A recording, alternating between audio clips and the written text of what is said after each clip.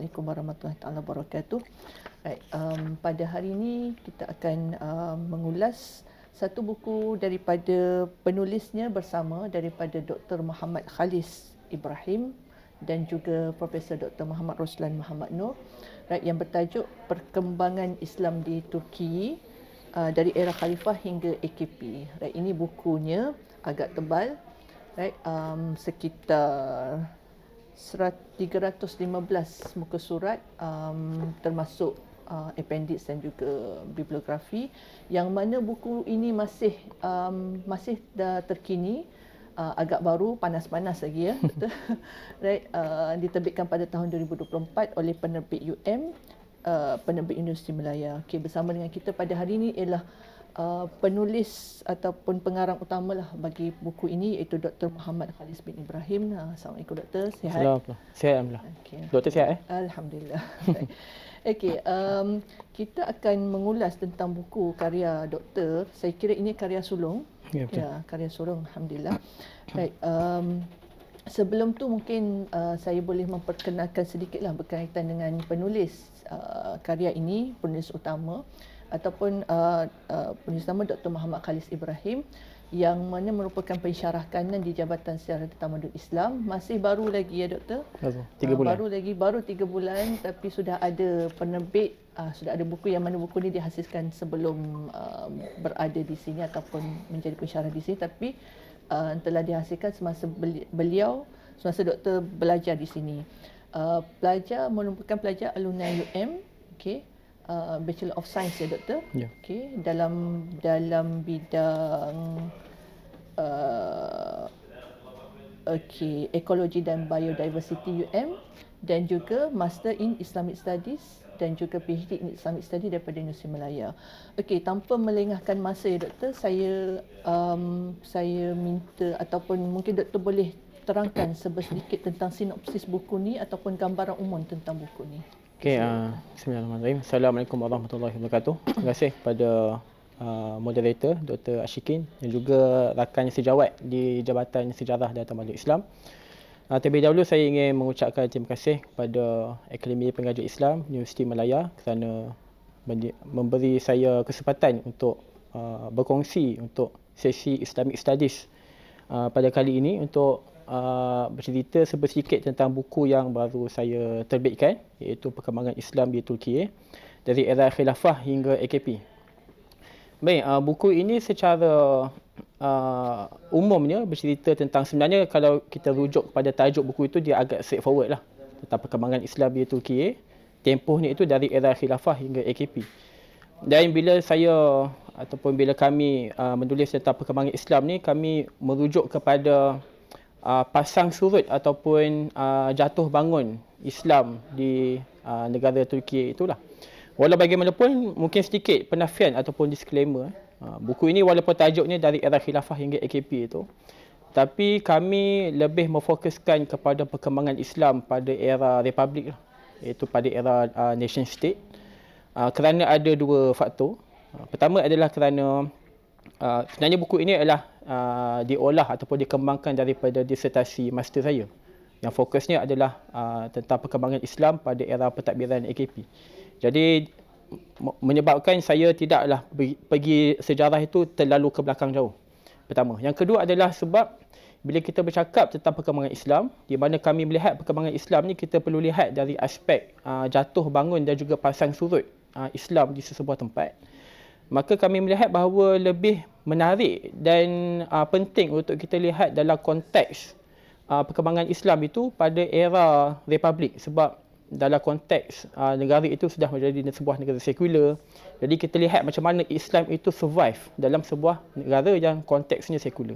Sebab bila kita bercakap pada era khilafah itu, dia mungkin tak ada perdebatan yang boleh kita perdebatkan sangatlah, sebab setentunya Islam itu menjadi sumber rujukan tertinggi dalam perundangan, politik, pentadbiran, ekonomi dan sebagainya. Jadi tidak ada sangat isu pasang surut itu. Tapi fokus kami lebih kepada era Republik, dan sudah tentulah pada era AKP lah, iaitu parti yang memerintah Turki sekarang.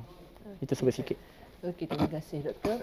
Satu penerangan yang menarik, maksudnya walaupun tajuk tu kalau sekali pandang kita lihat daripada zaman Khilafah Uthmaniyah kan, tapi lebih kepada selepas kejatuhan, Yes, pasca kejatuhan kerajaan Turki Uthmaniyah.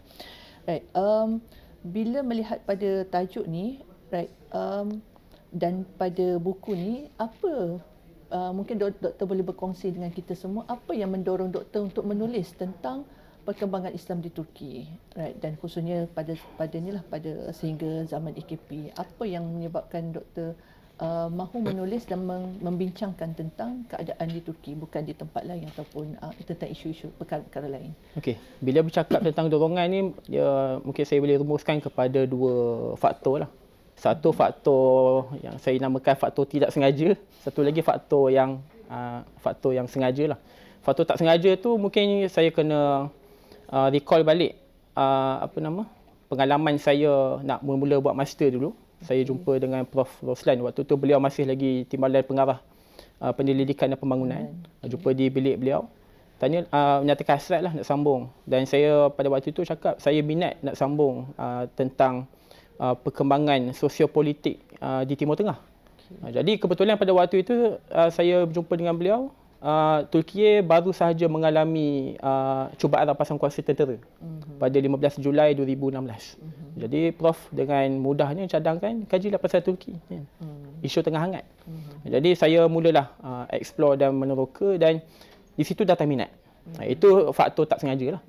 Faktor dorongan yang kemudian ni yang saya rasa lebih penting adalah bila saya semakin meneroka, semakin meneliti, saya lihat Turki ini adalah sebuah negara yang sangat menarik, sangat unik dan sangat dinamik lah. Dia ada banyak aspek yang kita boleh lihat, dari aspek sejarah, dari aspek politik, aspek geopolitik, macam mana peranan dia di negara serantau itu. Sebab kalau kita tengok, kalau kita zoom in region ataupun rantau Asia Barat itu, kita tak boleh nak lari daripada bercakap tentang peranan 3 buah negara. Iran, Arab Saudi dan ketiganya adalah Turki. Iran itu banyak lebih kepada blok Syiah lah. Arab Saudi itu kepada blok negara Teluk, dan Turki itu saya lihat adalah penyeimbang antara dua tu. Dan kalau kita lihat peta tu, Iran, Arab Saudi di selatan, Iran di agak timur sikit, dan Turki itu di sebelah barat dan utara itu membentuk triangle. Jadi ketiga-tiga negara ini dia membentuk circle of influence masing-masing. Lingkungan pengaruh.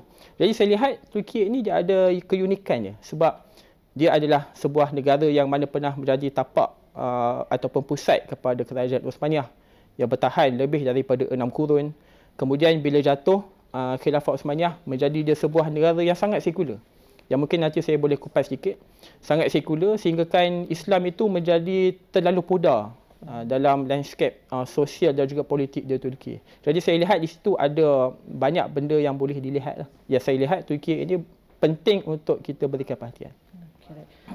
Jadinya bermaksud buku ni adalah hasil daripada kajian doktor semasa buat sarjana sebelumnya, yang diterbitkan sebagai buku. Okey doktor, mungkin ialah kita dia berkait juga dengan dalam buku ni, memandangkan doktor kepakarannya ataupun bidangnya menjurus kepada Turki dan menulis juga tentang perkembangan Islam di Turki. Mungkin doktor boleh terangkan secara ringkas tentang perkembangan, senario perkembangan Islam di Turki pada hari ini, dan saya ingat mungkin boleh saya compilekan sekali apa yang kita boleh pelajari daripada perkembangan tersebut. Sila doktor. Okey, bila kita cakap tentang perkembangan Islam di Turki ini mungkin tak boleh lari daripada bercakap sejarah sikit lah, supaya kita boleh faham konteks. Saya boleh pecahkan kalau kita nak cakap episod perkembangan Islam di Turki ini, kita boleh lihat berdasarkan dua era lah. Satu era pra-AKP, satu lagi adalah era semasa AKP lah. Kita tak ada lagi era pasca AKP sebab AKP masih memerintah kan. Betul. Jadi pada pra-AKP itu, saya ambil timeline itu daripada era Mustafa Kemal Atatürk, iaitu presiden yang pertama hinggalah sebelum AKP naik. Jadi pada era tersebut, Islam memang terpinggir daripada landscape sosiopolitik Turki. Kerana apa? Kerana Mustafa Kemal Atatürk ni, kalau kita lihat sejarah dia sempat hidup pada dua era. Satu era penghujung Uthmaniyah, satu lagi era Republik lah. Jadi beliau hidup pada era Osmaniyah itu, dikala Osmaniyah pada waktu itu memang sangat lemah. Banyak masalah. Dan dia lihat apa punca kelemahan kepada Osmaniyah ni. Dia lihat segala aspek pentadbiran politik perundangan Osmaniyah ni sumbernya adalah Islam. Okey. Jadi dia jump itu conclusion yang sangat mudah, Islam adalah punca kemunduran bangsa Turki. Walaupun hakikatnya masalah bukan pada Islam, masalahnya pada orang yang mengendalikan pentadbiran tersebut. Jadi menyebabkan bila tertubuhnya negara Republik Turki itu ataupun Turkiye yang kita kenal hari ini, dia menjadikan sekularisme itu sebagai dasar negara. Islam itu telah ditolak jauh-jauh lah. Masalahnya adalah bila Kemal Atatürk ini menggazetkan sekularisme itu sebagai identiti negara, dia tidak mengamalkan pengamalan sekular misalnya seperti Amerika Syarikat ataupun di UK. Yang dasarnya adalah separation of church and state. Dalam erti kata freedom of religion, kebebasan daripada agama. Maksudnya agama itu bebas untuk diamalkan, tak kisahlah sama ada secara peribadi atau ruang awam. Tapi agama tak boleh campur tangan politik. Ya, betul. Masalahnya di Turki ni dia mengamalkan dasar freedom from religion, kebebasan daripada agama. Bermaksud bukan sahaja agama itu tak boleh mempengaruhi urusan politik, malah agama itu juga dipisahkan daripada ruang awam dan kehidupan masyarakat. Jadi disebabkan itulah banyak kalau kita baca, dan dalam buku ni pun saya ulas panjang, contohnya isu pemakaian tudung di ruang awam tidak dibenarkan dekat Turki pada sebelum era AKP sebab tudung itu dianggap sebagai simbol agama, simbol Islam. Jadi bila simbol Islam itu dibawa ke ruang awam, public space, di situlah akan wujudnya perdebatan. Ruang awam kita ni kena sekular. Awak pakai tudung tak boleh. Jadi kena tanggal tudung. Sebab tu banyak kes. Itu era sebelum. Jadi bila AKP naik, dia cuba mengubah kefahaman ataupun naratif sekularisme di Turki itu, bahawa dia lihat, dan ini saya mungkin kita kena bagi kredit pada AKP lah, sebab dia lihat sebelum itu banyak sebenarnya parti-parti Islam yang cuba mengembalikan balik peranan Islam dekat Turki, tapi gagal. Ada yang diharamkan, ada yang kena guling dan sebagainya lah. Bila AKP naik, dia belajar daripada pengalaman sebelum itu. Jadi dia lihat tak boleh, kita tak boleh push Islam itu secara zahir. Kita kena serang soft spot je. Jadi dia lihat soft spotnya adalah sekularisme di Turki ini dia tidak demokratik. Jadi itu dia lihat punat je, punat penting dia membawa satu naratif baru bahawa sekularisme ini perlu didemokratikkan. Dalam erti kata, dia kata sekular ini hanya di peringkat negara. Masyarakat perlu diberi kebebasan dan hak untuk amalkan agama secara bebas. Jadi bila dia dah buka, saya boleh katakan itu kotak Pandora lah. Dia dah buka benda itu. Jadi menyebabkan orang bebas. Nak pergi sekolah agama boleh. Lepas tu nak pakai tudung boleh. Dan di situlah perkembangannya. Bila kita tengok sekarang ni masjid, pengimarahan masjid pun makin rancak di Turki. Jadi itu mungkin sedikit sumbangan lah AKP itu. Walaupun tidak dinafikan, dalam buku ni pun saya ada ulas sikit, ada beberapa kritikan lah dalam pentadbiran AKP itu. Baik, berkaitan dengan pengajaran. Walaupun kita tak boleh nak compare Malaysia dan Turki itu side by side lah. Betul. Konteksnya sangat berbeza. Betul. Dia bukannya apple to apple. Tapi saya lihat ada beberapa perkara yang kita boleh ambil pengajaran. Yang mungkin saya boleh rumuskan kepada dua lah. Pertama adalah kalau kita lihat Turki ni, dalam keadaan sekular itu sangat keras, sangat radikal pengamalannya, ada pihak-pihak ataupun individu yang cuba mematabatkan balik Islam dekat negara tersebut. Dan mereka ini tak putus asa. Ada yang cuba bawa Islam, kena penjara. Parti politik yang ditubuhkan diharamkan, ada kena buang daerah, malah ada yang ke tali gantung.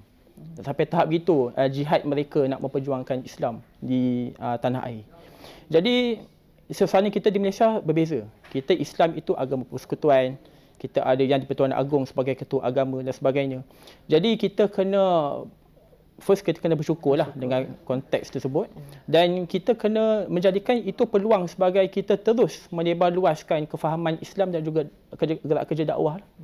Supaya takkan mereka di tempat yang sangat mencabar, sangat sukar itu boleh buat, kenapa kita tak boleh? Itu pengajaran pertama lah. Yang kedua adalah saya memandangkan kajian ini banyak melihat kepada aspek politik. saya lihat di Malaysia ini parti-parti politik kena bukan meniru pendekatan AKP ini, tapi saya lihat mungkin mengambil pengajaran di sudut taktikal dalam politik.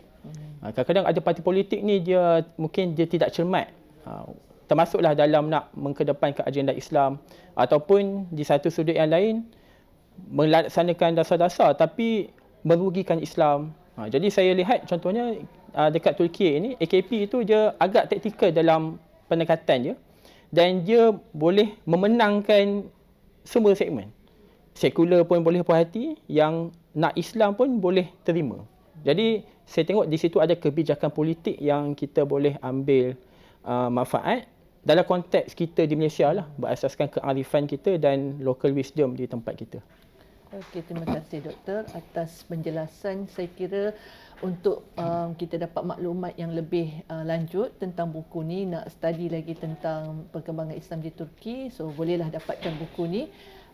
Boleh dapatkan buku ni di mana doktor? Di kedai halaman UM. Halaman UM. Right. Mungkin ada juga, saya ingat di halaman pun ada Shopee-nya, so boleh order online. Right. Dan boleh tonton perbincangan pada hari ini, okay, Islamic Studies at UM, right? Di YouTube, di Facebook, di Instagram dan juga Twitter. Right. Terima kasih doktor atas perbincangan pada pagi ini, dan moga kita mendapat manfaat dan mungkin kita dapat dapat lebih lanjut maklumat ni melalui pembacaan ni, boleh dapatkan buku ni. Okay, terima kasih. Assalamualaikum warahmatullahi wabarakatuh. Waalaikumsalam warahmatullahi wabarakatuh.